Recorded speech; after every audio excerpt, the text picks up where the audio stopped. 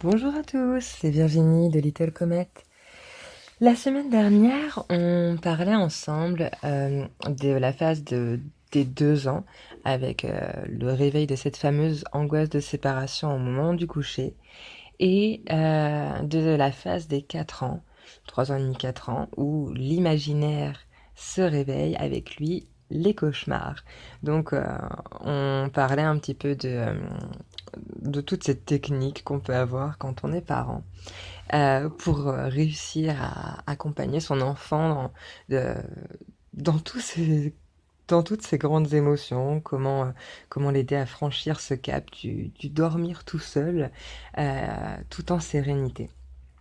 Et aujourd'hui, je tenais à vous faire un podcast très court pour le coup, euh, pour vous parler d'une petite anecdote qu'on a traversée, enfin qu'on traverse d'ailleurs toujours actuellement avec Hailey. La demoiselle a un petit peu de difficulté le soir à me quitter. Parce que c'est vrai que bon, en général, les toutes dernières minutes, juste avant de se séparer pour dormir, c'est avec moi. Et bien qu'on discute avant, etc., ces derniers temps, même les discussions, même le fait des petites techniques, par exemple, comme la technique du tigre dont je vous parlais la semaine dernière, toutes ces petites choses-là, elle y est un petit peu moins sensible depuis quelques jours. Donc je me suis demandé comment faire. Et tout simplement, ça passe encore et toujours par la même étape, c'est-à-dire la communication. Donc j'en discute avec ma puce et je lui demande enfin comment, en essayant d'entrer dans les détails ou même par le jeu. En fait, je suis vachement passée par le jeu avec ces petits bonhommes. Elle a plein de petits bonhommes avec lesquels elle aime jouer actuellement. Et du coup, je jouais avec un petit bonhomme et je lui disais: «Oh là là, moi j'ai du mal à dormir en ce moment, mais je comprends pas pourquoi». Et instinctivement, elle a répondu en fait les choses qui lui causaient problème à elle. Bon, bien sûr, c'était pendant une séance de jeu, donc son bonhomme à elle aussi, il avait du mal à dormir parce qu'il avait peur sans papa et maman le soir. Donc mon petit bonhomme interroge: «Mais pourquoi? Qu'est-ce qui te fait peur à toi?» Et donc en fait, moi, à travers la voix de mon petit personnage, je lui retransmettais mes émotions d'enfant, de quand j'étais enfant et de ce dont je me souvienne, hein, parce que bon, c'était quand même pas l'année dernière, tout ça, mais bon. Et du coup, je lui expliquais un petit peu tout ce que je ressentais moi quand j'étais petite, les angoisses que j'avais moi. Et elle, de son côté, elle m'expliquait à travers le jeu, avec son petit bonhomme, ce qu'elle ressentait. Et tout ça, plus de la discussion un peu plus franche, en face à face, tout dans la bienveillance, la douceur, avec des petits câlins, des petits massages. Elle a fini par se livrer.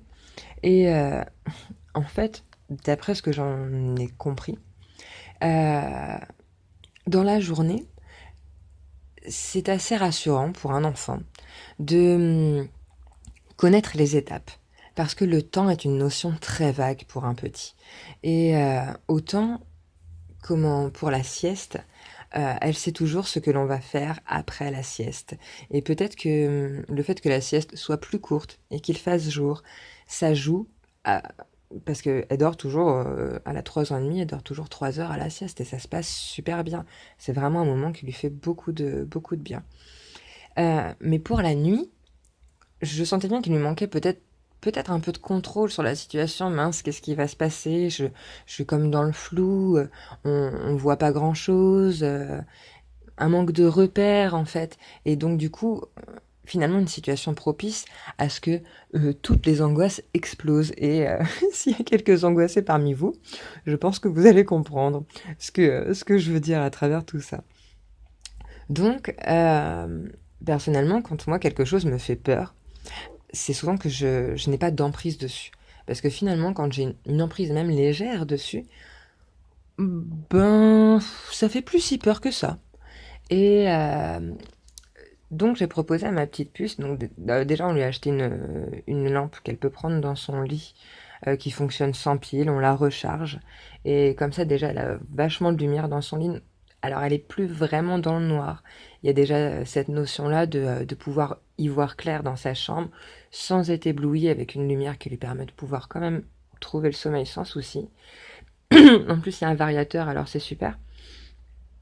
Et on a décidé d'ouvrir la porte. Parce que pendant tout ce temps, elle se demandait: que font papa et maman sans moi? Qu'est-ce qu'ils vont faire papa et maman sans moi? Qu'elle me répétait souvent. Et du coup, je lui ai dit: bah écoute, si ça t'intéresse vraiment de savoir, on avait déjà eu une petite technique avant, c'était de la laisser sortir de son lit pendant 5-10 minutes. Une technique qui fonctionne royal.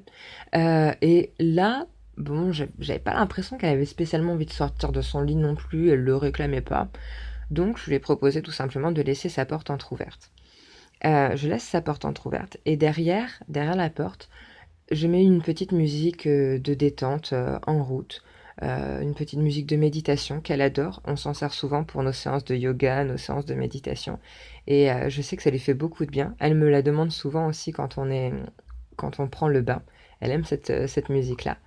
Et on laisse la lumière de notre entrée allumée parce qu'on est de plein pied. Donc la lumière la plus proche de sa chambre, on la laisse allumée. Et nous, on fait du bruit.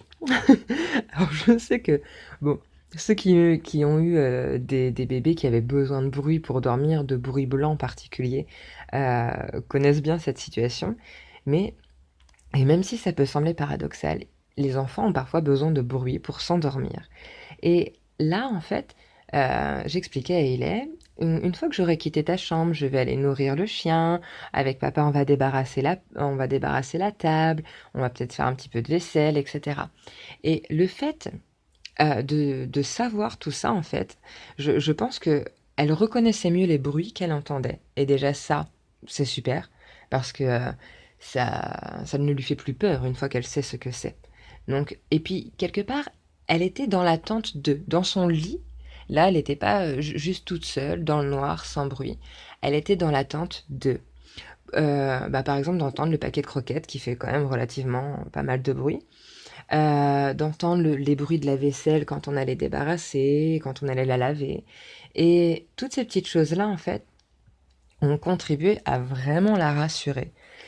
Et même si la séparation pouvait être un petit peu difficile, prendre quelques minutes, je prends toujours la peine de lui expliquer ce que l'on fera demain, un petit peu à l'instar de la sieste, de façon à ce qu'elle soit rassurée dans la chronologie des événements, les belles choses que l'on fera le lendemain, les belles choses que l'on a déjà faites dans la journée d'aujourd'hui, et ce qu'elle va entendre. Et en fait, toutes ces petites discussions nous ont permis d'avoir des couchers qui se passent franchement bien.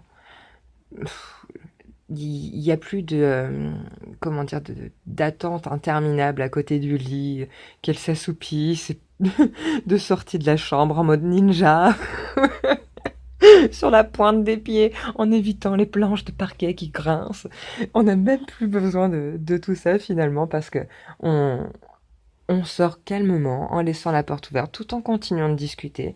Et parfois quand je passe devant sa chambre, elle me dit: «Maman?» Alors je lui réponds, je dis: «Oui mon chaton, c'est moi.» Et elle avait les trois quarts du temps, c'est pour me dire: «Je t'aime maman.» Alors je lui réponds que moi aussi je l'aime. Et puis voilà, ça coule comme ça, dans la douceur, pas de souci.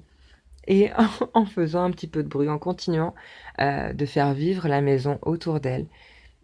Ben, comme quand elle est à la sieste finalement, parce que la maison continue à vivre.